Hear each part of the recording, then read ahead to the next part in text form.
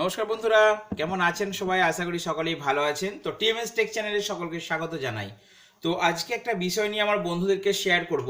সেই বিষয়টা হচ্ছে ফেস অথবা ভয়েস দুটোর মধ্যে যে কোনো একটা অবশ্যই দেখিয়ে ভিডিও করবেন এবং ফেস অথবা ভয়েস দিয়ে ভিডিও করলে তার সুবিধা কি, এই নিয়ে আজকে ভিডিওতে আলোচনা করব। তো বন্ধুরা, আমি জাস্ট আমার এক্সপিরিয়েন্স থেকে বলছি, যেটুকু আমার ইউটিউব ক্যারিয়ারে এক্সপিরিয়েন্স হয়েছে। তো আপনারা অবশ্যই চেষ্টা করবেন প্রত্যেকটা ভিডিওর মধ্যে অন্তত ইন্ট্রোটা হয় ফেস দেখাবেন।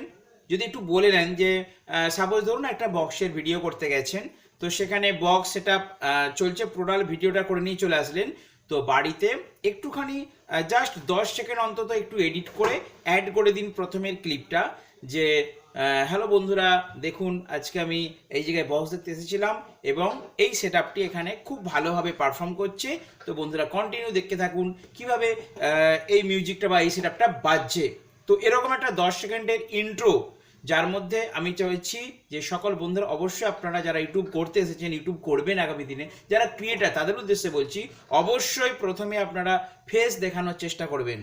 আচ্ছা, যারা যে সকল বন্ধুরা একটু লজ্জা করছেন যে বাবা আমি দেখতে ভালো না, বুঝতে পেরেছেন, একদম আমি অরিজিনাল কথা বলছি। প্রথম ইউটিউব করতে গেলে এটা সবার মনে হয়। আমি নিজে করিনি প্রথম ফেস ক্যাম। তো প্রথমে আমি ভয়েস করতাম, ঠিক আছে। হ্যালো বন্ধুরা, দেখে নিন বালাজি মিউজিক রোড শো করতে করতে আসছে, মানে ক্যামেরার ওইদিকে আমার ভিডিওটা হচ্ছে আর আমি এদিকে ভয়েস করে দিলাম, তখন মুখটা দেখাতে লজ্জা করতো।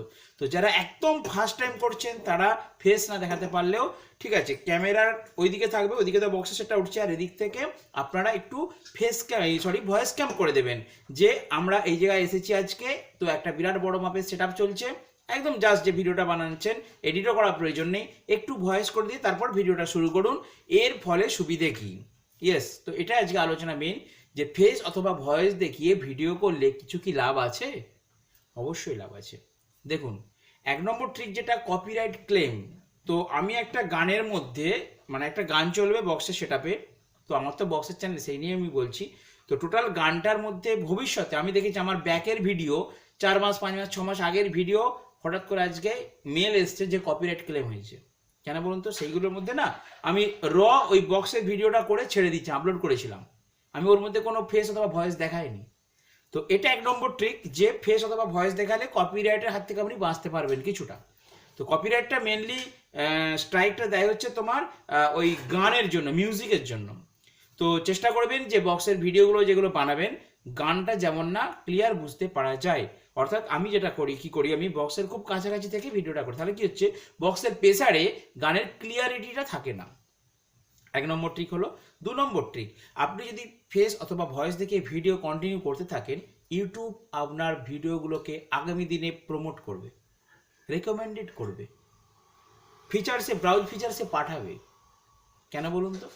ইউটিউব দেখবে আপনার চ্যানেলের মধ্যে যে এই সমস্ত ভিডিওগুলোর মধ্যে আপনার কি নিজস্ব কোনো ক্রিয়েটিভিটি আছে, সেটা দেখবে। দেখুন, একটা স্টেজে ড্যান্স হচ্ছে, সাপোজ যাদের ড্যান্সের চ্যানেল, তারা ওই স্টেজের ড্যান্সেরটা টোটাল ভিডিওটা করলো কমপ্লিট 4-5 মিনিটের করে, সেটা আপলোড করে ছেড়ে দিল। ইউটিউব যখন পরবর্তীকালে চ্যানেলটাকে ভেরিফাই করবে, তখন দেখে নেবে এই ভিডিওটার মধ্যে যে ওনার, অর্থাৎ যার যে ক্রিয়েটার, যার চ্যানেল, তার কি নিজস্ব কোনো ক্রিয়েটিভিটি আছে। এই প্রশ্নটার উত্তরটা দেওয়ার জন্যই আমি সকল বন্ধুদেরকে বলবো, প্রত্যেকটা ভিডিওতে আপনারা চেষ্টা করুন ছোট্ট করে একটু ইন্ট্রো, যার মধ্যে আপনার ফেস থাকবে অথবা ভয়েস থাকবে। তো আশা করি বুঝতে পেরেছেন। তো ফেস অথবা ভয়েস দিয়ে যদি আপনারা ভিডিও শ্যুট করেন, তাহলে অনেকটা ইউটিউবের কাছে চ্যানেলটাও প্রমোট হবে এবং ভিডিওগুলোও আস্তে আস্তে প্রমোট হতে থাকবে।